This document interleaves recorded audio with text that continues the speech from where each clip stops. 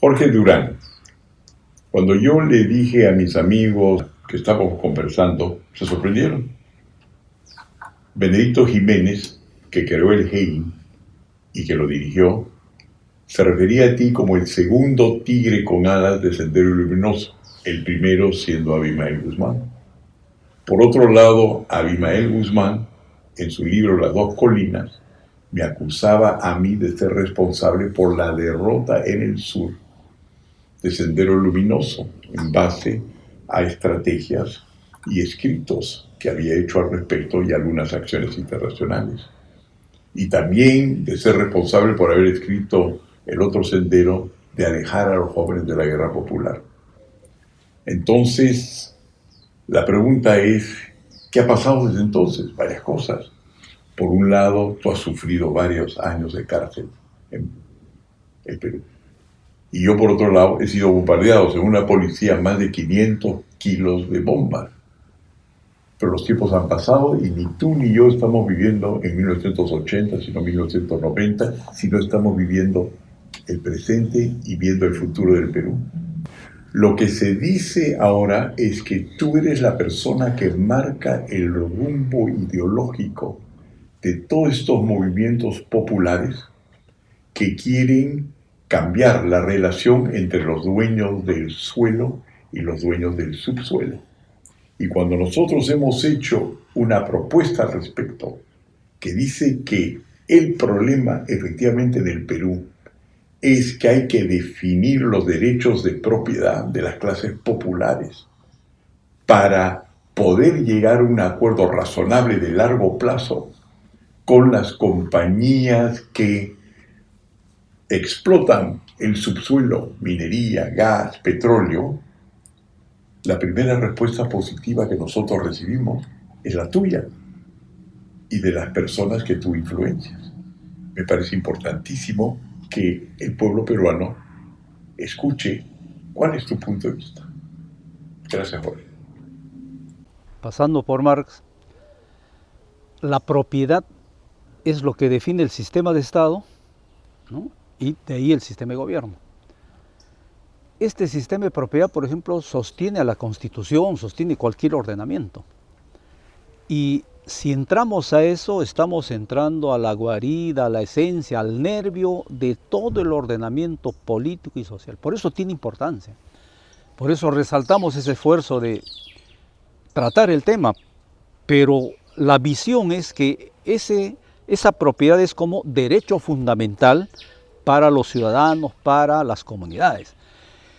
Si ese derecho fundamental puede ser titulizado a valores globales, mundiales, si ese derecho efectivamente puede proporcionar ingresos o medios para mejorar la calidad de vida, para el desarrollo económico, social, entonces hay que considerarlo.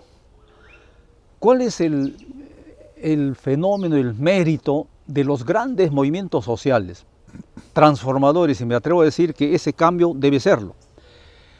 Cuando las ideas que sostenemos coinciden con el movimiento social, compaginan, eso nadie lo para.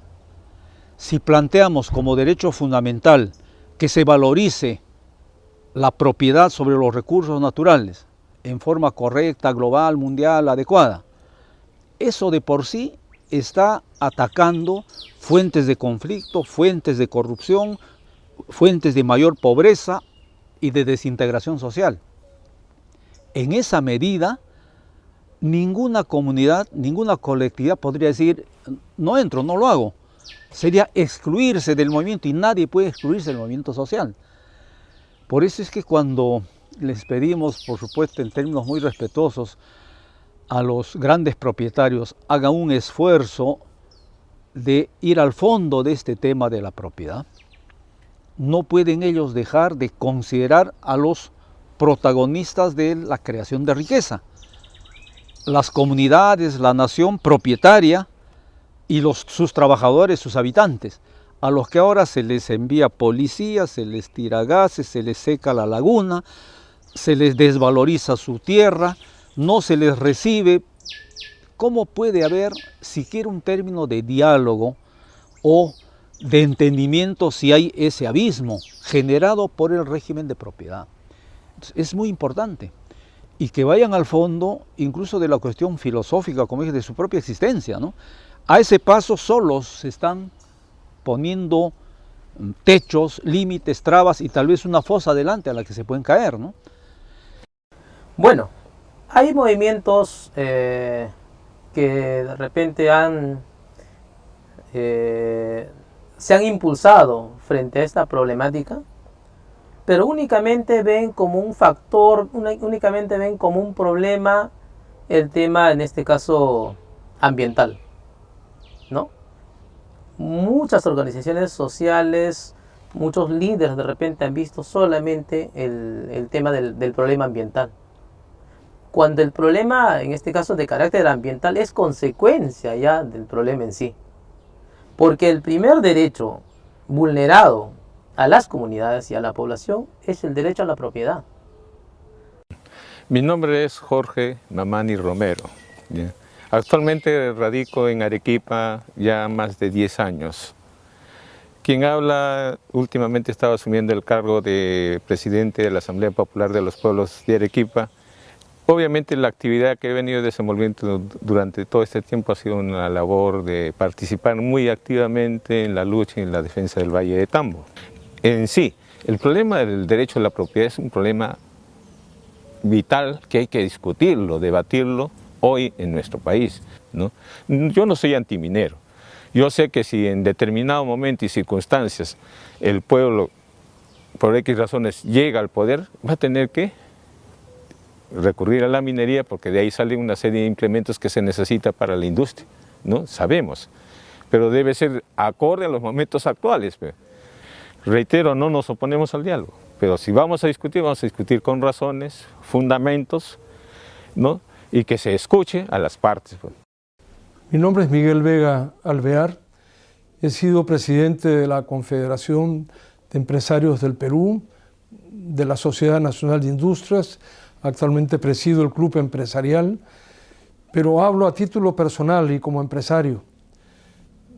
Considero que es muy importante esta oportunidad que se nos presenta en el país, en donde la propiedad pasa a ser el eje central de la conversación, del diálogo, del debate, para abrir en el mundo minero unas oportunidades extraordinarias de inversión y desarrollo que beneficiarían a los más pobres. Es importante entender, por lo que escucho, que los conflictos, los que están en los conflictos actualmente vigentes, están dispuestos a encontrar en la propiedad el eje central del desarrollo económico del país.